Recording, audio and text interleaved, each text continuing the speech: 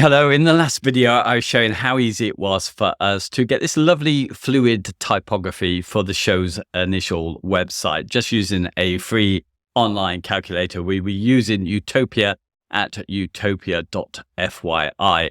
And carrying on with the theme of typography, here I wanted to talk a little bit about fonts.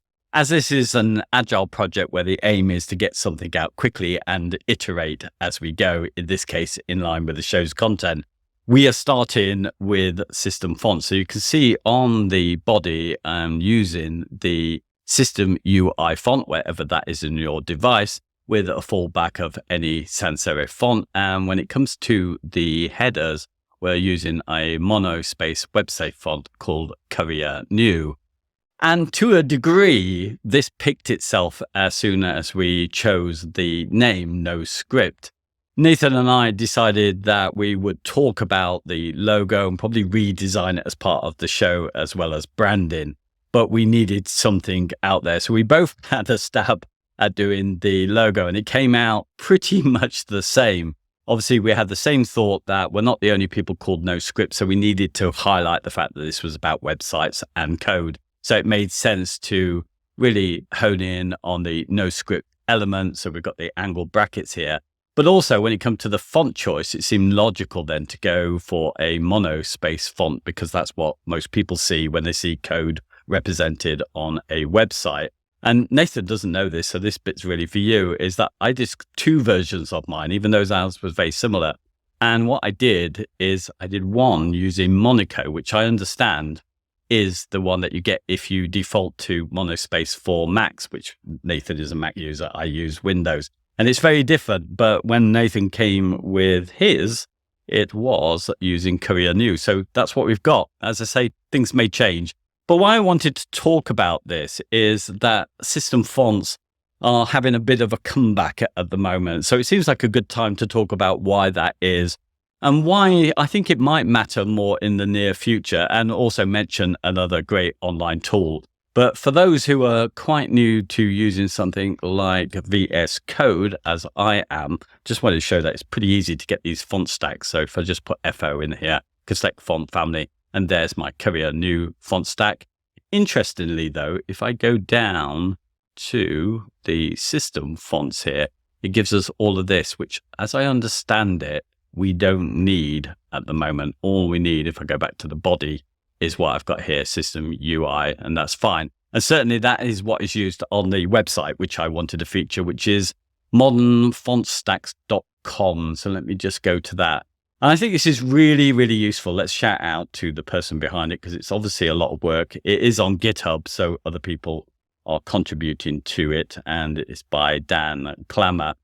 And what this does is it gives us a collection of website fonts that we can use that are kind of updated to modern systems because we have more choices now.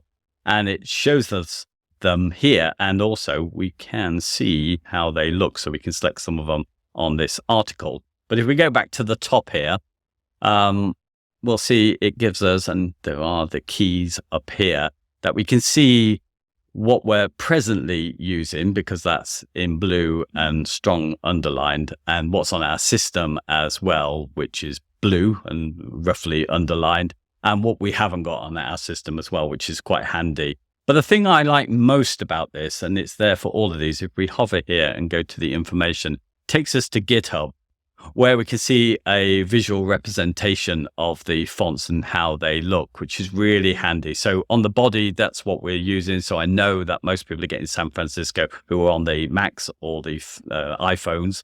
And I'm seeing Seago UI as a Windows user, and people on Android will be getting Roboto.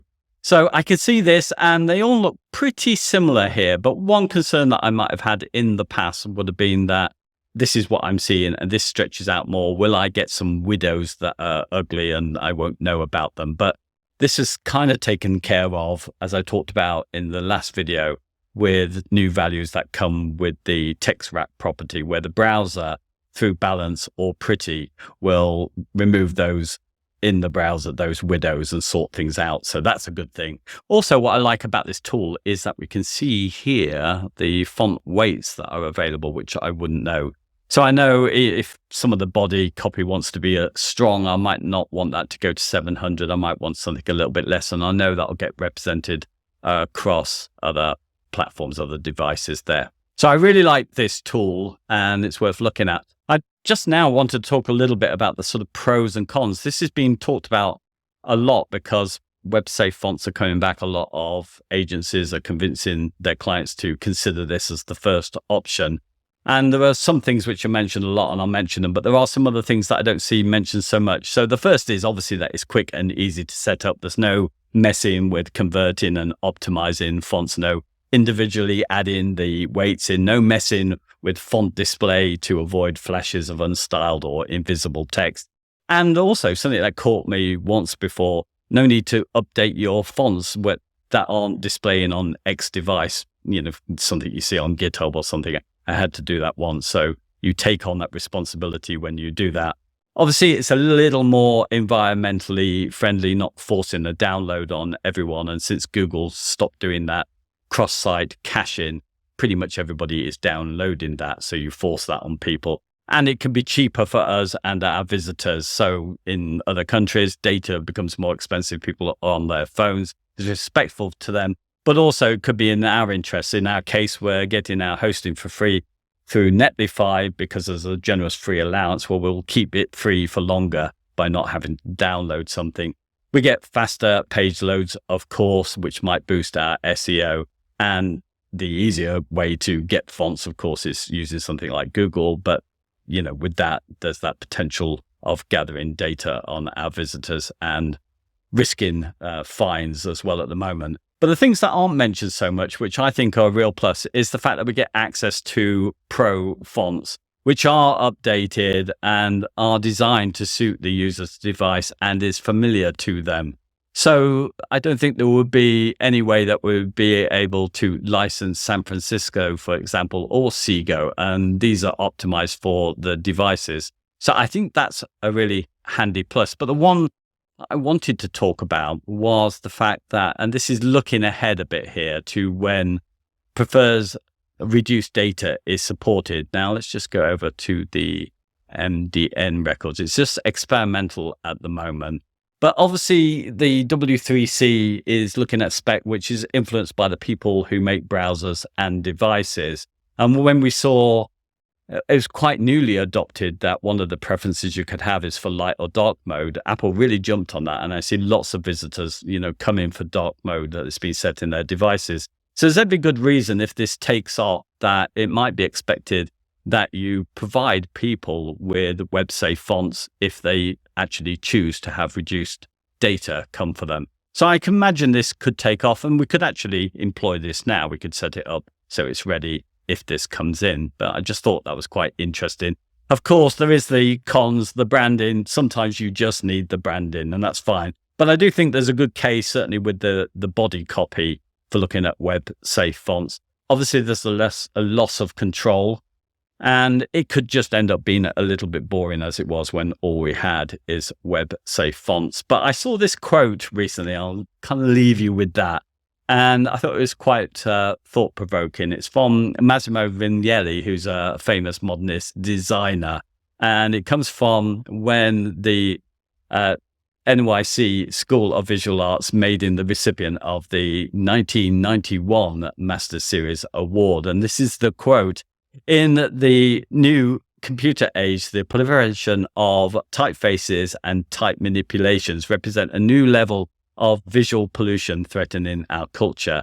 Out of thousands of typefaces, all we need are a few basic ones and trash the rest. So come and see a few basic typefaces."